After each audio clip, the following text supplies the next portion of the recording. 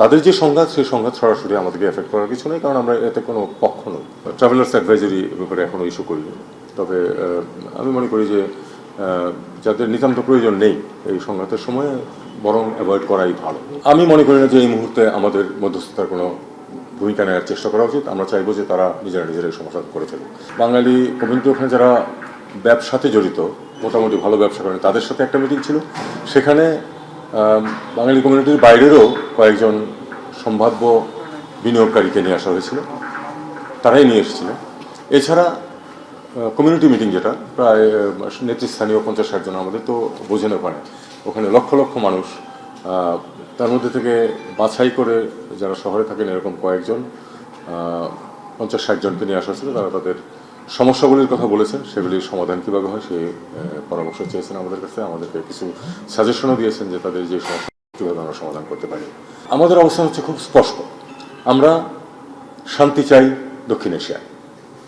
আমরা জানি যে ভারত এবং পাকিস্তানের মধ্যে দীর্ঘদিন থেকে বিভিন্ন ইস্যুতে সংঘাতময় সম্পর্ক আছে, কিন্তু আমরা চাই না যে এখানে কোনো বড় কোনো এমন সংঘাত সৃষ্টি হোক যেটা এই অঞ্চলের মানুষের কোনো জন্য কোনো বিপদের কারণ হয়ে উঠতে পারে। আমরা চাইব, ভারত পাকিস্তান দুই দেশের সাথে আমাদের সুসম্পর্ক বিদ্যমান, আমরা চাইব যে তারা আলাপ আলোচনার মাধ্যমে তাদের সমস্যার সমাধান করে ফেলুক।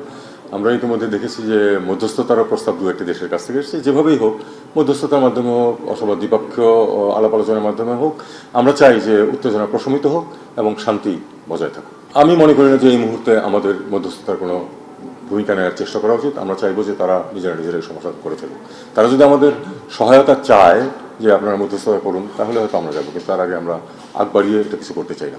এখন পর্যন্ত আমরা এই ব্যাপারে কিন্তু পত্রপত্রিকাতেই দেখেছি, এর বাইরে কোনো অফিসিয়াল কমিউনিকেশন আমাদেরকে দেওয়া হয়নি।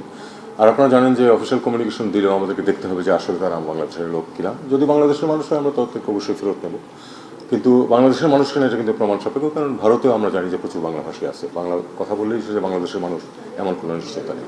যদি সুনির্দিষ্ট অভিযোগ কোনোখানে পাই আমরা, তাহলে আমরা সে ব্যাপারে ব্যবস্থা গ্রহণ করতে পারি। এখানে একটা জিনিস বুঝতে হবে যে বৈধ ভিসা নিয়ে যারা যান তারা ওখানে সফর করে ফেরত চলে আসবেন, কিন্তু যদি তাদের কেউ কোনো আইন ভঙ্গ করে থাকেন সেটার জন্য তো দেশ ব্যবস্থা নিতেই পারে, সেটা হলো অন্য কথা।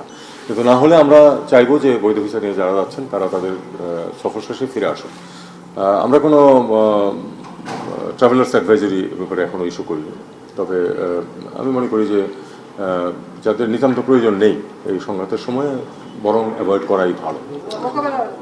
দেখুন, আধুনিক জমানায় সব কিছুই সবাইকে কম বেশি এফেক্ট করে, কাজেই কোনো কিছুই আমাদেরকে একটু এফেক্ট করবে না সেটা আমি বলি না। তবে তাদের যে সংঘাত সেই সংঘাত সরাসরি আমাদেরকে এফেক্ট করার কিছু নেই, কারণ আমরা এতে কোনো পক্ষ নই। আমরা যেটা বলেছি যে আমরা চাই যে তারা দুই পক্ষ আলাপ আলোচনার মাধ্যমে সমাধান করে ফেলুক, কোনো সংঘাত না থাকুক। ব্যবসা বাণিজ্যের ক্ষেত্রে যে কোনো সংঘাতেই বা যে কোনো সম্পর্ক খারাপ হলে ব্যবসা বাণিজ্যে তো এফেক্ট পড়ে। তবে এর মানে এই নয় যে আমরা তো পাকিস্তানের সাথে সংঘাতে লিপ্ত না, কাজে তাদের কাছ থেকে আমাদের যদি স্বার্থ থাকে তুলা আমদানি করা, আমরা সেটা করব।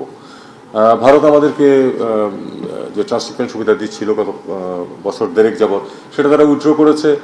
আমাদেরকে আমাদের মোডাস ভিভেন্ডি বের করে নিতে হবে যে এই পরিস্থিতিতে আমরা কীভাবে করতে পারি। আপনি জানেন যে আমরা ইতিমধ্যেই সিদ্ধান্ত নিয়েছি যে সিলেট থেকে সরাসরি ফ্লাইট যাবে। আমাদেরকে এভাবেই নিজেদের স্বার্থ রক্ষার ব্যবস্থা করতে হবে। আমি মনে করি যে এটা এভাবেই এগোবে। তাদের সংঘাতের কারণে আমাদের ব্যবসা বাণিজ্যের যে এফেক্ট যদি হয়, সেই এফেক্ট যাতে বেশি আমাদের ক্ষতি করতে না পারে, আমাদেরকে সেই অনুযায়ী ব্যবস্থা নিতে হবে।